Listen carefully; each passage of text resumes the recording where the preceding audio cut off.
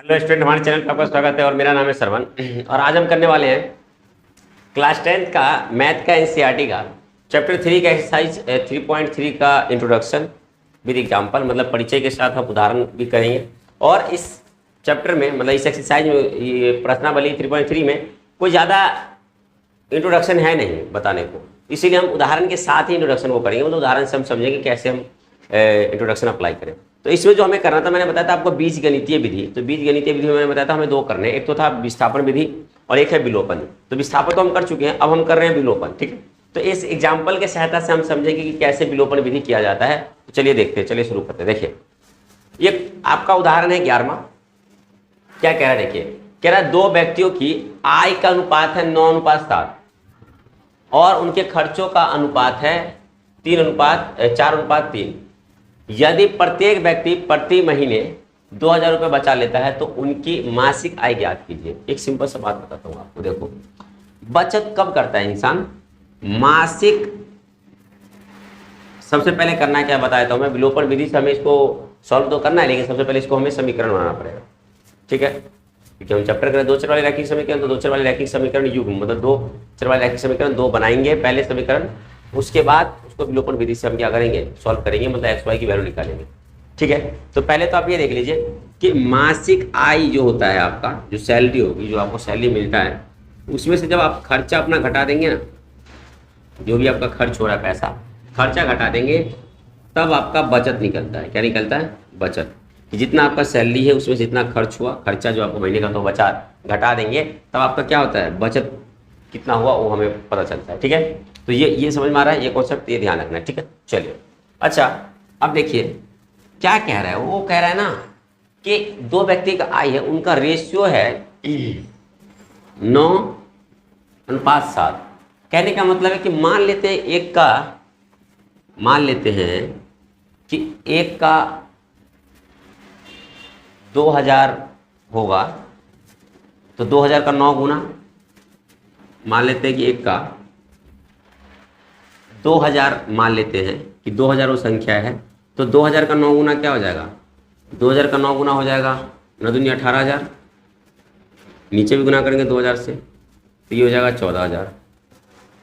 समझ में आ रहा है कि 2000 का 9 गुना इसका सैलरी है, 2000 का 7 गुना इसका सैलरी है। वापस काटेंगे तो 9:7 ही आएगा। देखो, 3 0 से 3 0 गया, 2 7 14, 2 9 18, सॉरी 2 7 14, 2 9 18। कहने का मतलब है कि ये क्या बता रहा है, ये बता रहा है कि वो जो सैलरी है जिसका कुछ गुना रहा होगा, जैसे 9 गुना रहा होगा, जो सैलरी आपका जो सैलरी का जो पैसा होगा, जिसका 9 गुना आपका 9 गुना रहा होगा, जो सैलरी होगा वो 9 गुना इसका रहा होगा, 7 गुना इसका रहा होगा उसका। जैसे मैंने बताया कि 2000 मान लेते कि 2000 है, तो 9000 का 9 गुना कितना, 18,000 उसका रहा होगा और 14,000 इसका रहा होगा, तो वही है।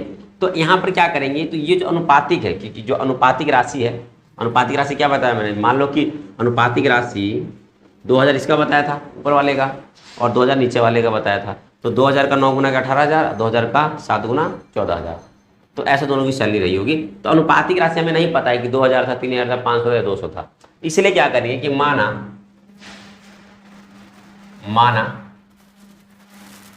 अनुपातिक आय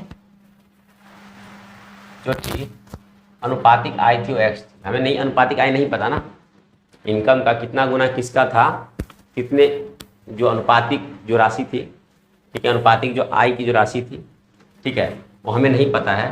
तो अनुपातिक आय मान लेते हैं एक्स रुपये रहा होगा।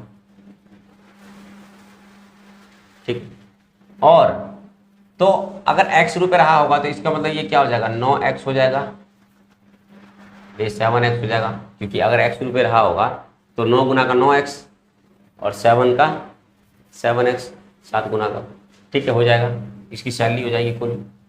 ठीक है, हमें नहीं पता, लेकिन एक्स की वैल्यू क्या था, हमने इसे एक्स मान लिया, हमें नहीं पता था 200 है, 500 है कि 600 है, कितना का कितना गुना है। ठीक है, हो गया। अच्छा, उसी प्रकार से क्या कह रहा है, खर्चों का अनुपात। अब खर्चों में भी कितना खर्च करता है, 4 गुना ये करता है, 3 गुना ये करता है। ठीक है, तो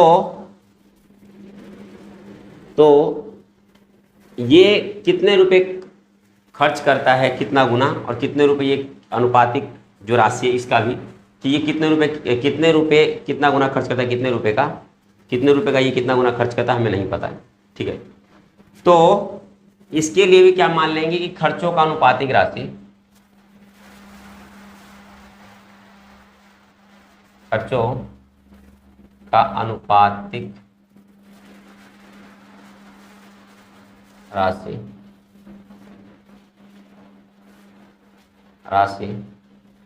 मान लेते हैं वाई रुपए रहा हुआ है। इसका मतलब 4 गुना और 3 गुना, तो 4 गुना का मतलब कि 4y, भाई 4y जो रुपए खर्च कर रहा होगा, और 3 गुना खर्च कर रहा था y रुपए का, तो 3y मान लेते हैं। ठीक है, अब समझो कि क्या कह रहा है कि अच्छा यहाँ पर ऐसे भी लिख सकते हो, जैसे खर्चों का अनुपातिक राशि y माना, यहाँ पे लिख सकते हो कि आय का अनुपातिक राशि, यहाँ लिख दो ऐसे, थोड़ा सही कर लो इसको कि आप कंफ्यूजन हो। आय का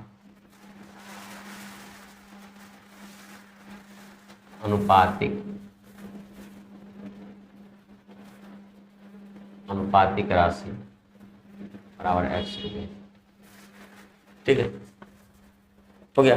अच्छा, अब कह रहा है कि यदि प्रत्येक माह प्रत्येक व्यक्ति का 2000 रुपये बच जाता है, इसका मतलब इसका जो सैलरी थी इतनी थी, सैलरी थी, पहला समीकरण बना रहा हूँ, सैलरी थी 9x पहले व्यक्ति की, 2 जने है ना, और उसका खर्चा था 4y, तो खर्चा घटाने पर सैलरी से उसका 2000 रुपये बच जाता था। ये बन गया आपका पहला समीकरण।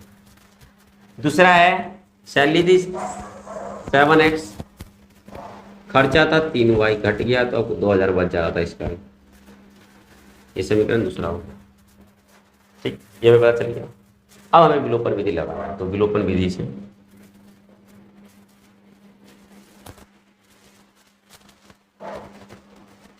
या विलोपन विधि द्वारा लिख दो। ठीक, देखो x को इक्वल कर लो या y को इक्वल कर लो, किसी एक को इक्वल करना होता है पूरे से, जिससे हम ऊपर गुना बराबर करेंगे, इससे गुना करेंगे ना ऊपर या नीचे दोनों को, उससे पूरे समीकरण को करना होता है। देखो कैसे, जैसे मैं यहाँ पे देख रहा हूँ कि मैं एक काम कर सकता हूँ, 4 तिया 12, तो 4 तिया 12 12 12 हो जाएगा। इसका मतलब है 4 तिया 12 मतलब 3 से यहाँ गुना करना पड़ेगा, तो 4 से यहाँ, तो जब 3 से यहाँ गुना करना पड़ेगा पूरा समीकरण वो करेंगे, तो पूरा समीकरण करो 9x माइनस में 4y बराबर में 2000। इस पूरे को किससे गुना करेंगे, 3 से, बराबर करने के लिए, तो ये हो जाएगा 9 तिया 27x, 4 तिया 12y बराबर में गुना होकर हो जाएगा 6000। हो गया। उसी प्रकार दूसरा को किससे करेंगे, 4 से करेंगे, 12 करने के लिए 4 से गुना करेंगे तो 7x माइनस में 3y बराबर में 2000, तो ये गुना होकर कितना हो जाएगा, ये हो जाएगा 14x माइनस में 12y बराबर में 4 दूनी 8, 8000। ठीक है, ये हो गया 8000 हो गया। चलो, तो ये समीकरण, इस समीकरण को अब क्या करना है, हमें घटाना है, तो लिखेंगे कि ये समीकरण पहला ही था, ये समीकरण दूसरा है। ठीक है, तो इसको यहाँ ना लिख करके यही लिख लेते हैं। ठीक है, ये लिख लीजिए समीकरण पहला, समीकरण दूसरा। ठीक है, तो समीकरण वही। ठीक है, अब यहाँ लिख देंगे हम समीकरण, या तो ऐसे भी कर सकते हो, मर्जी है आपकी, उससे कोई फर्क नहीं पड़ता। इसको समीकरण पहला ही रहने दो, इसको समीकरण दूसरा ही रहने दो। जब हमने इसको ऐसे बनाया, गुना किया, इसको समीकरण 3 मान लेते हैं, इसको समीकरण 4 मान लेते हैं। लिख देंगे समीकरण 3 से 4 को घटाने पर, किसी भी एक को दूसरे से घटा दो, तो क्या हो जाएगा, ये 27x माइनस में 12y बराबर में 6000। ठीक, 14x यहाँ क्या है, माइनस में है 12y, ठीक है, और बराबर में है 8000। हो गया। देखो यहाँ घटाएंगे इसको तो ये प्लस में यहाँ माइनस हो जाएगा, ये माइनस ये प्लस हो जाएगा, और यहाँ प्लस यहाँ माइनस हो जाएगा। अब ये जो साइन चेंज हो गया इससे मतलब नहीं है हमें, अब हमें मतलब है ऊपर वाले से और सीरीज से। यहाँ प्लस है, यहाँ माइनस, माइनस प्लस माइनस, तो घटे कितना आ जाएगा, ये आ जाएगा आपका 3 और 1 एक्स, ठीक है 13 एक्स, और ये माइनस प्लस माइनस कट जाएगा, ठीक है बराबर में यहाँ क्या बचेगा, यहाँ घटाओगे तो ये आ जाएगा आपका माइनस में, यहाँ से ही घटाओगे ना 3 और 1, ठीक है।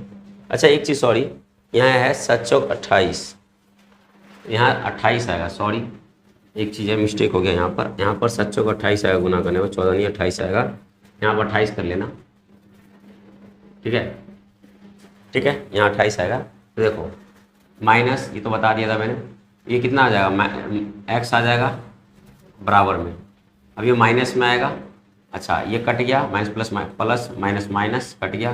अच्छा यहाँ क्या है, 6000 में 2000 कटेगा तो माइनस में आ जाएगा, माइनस में 2000, तो माइनस माइनस कट गया, एक्स की वैल्यू कितनी आ गई, 2000 आ गई, ठीक। अब हमें वाई का निकालना है, तो वाई का निकालना है तो वही तरीका, किसी एक समीकरण में पुट कर दो, वहाँ से निकल जाएगा, ठीक है। जैसे मान लो मैं इसमें पुट कर देता हूँ 7x माइनस में 3y बराबर में 2000, तो x की वैल्यू यहाँ x की जगह रख दो 2000, ठीक है ठीक, माइनस में 3y है बराबर में 2000 है, ठीक है। तो यहाँ x की वैल्यू कितना रख दिया, यहाँ रख दिया x की जगह, तो देखो 7 दूनी 14000 हो जाएगा, यहाँ माइनस में 3y है बराबर में कितना है, यहाँ 2000, ये उस तरफ जाएगा, माइनस का 3y बराबर में 2000 में से माइनस कर देंगे 14000 को, ये हो जाएगा माइनस का 12000, माइनस का 3y है, माइनस माइनस कट जाएगा, y बराबर उस तरफ भाग में चला गया तो 12000 के बटे में आ जाएगा 3, तो कट के आ जाएगा 4000, तो y आ गया 4000। अब देखो तो सैलरी निकालनी है तो 9x और 7x, ठीक है 9x और 7x, तो हमें सैलरी निकालनी है तो बस x की वैल्यू में निकालनी थी वैसे, ठीक है।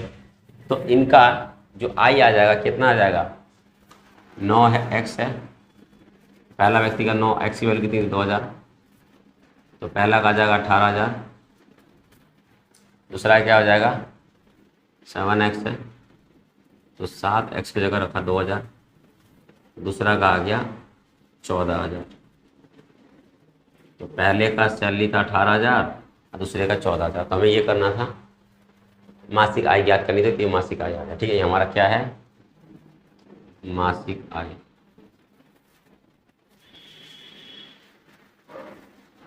ठीक।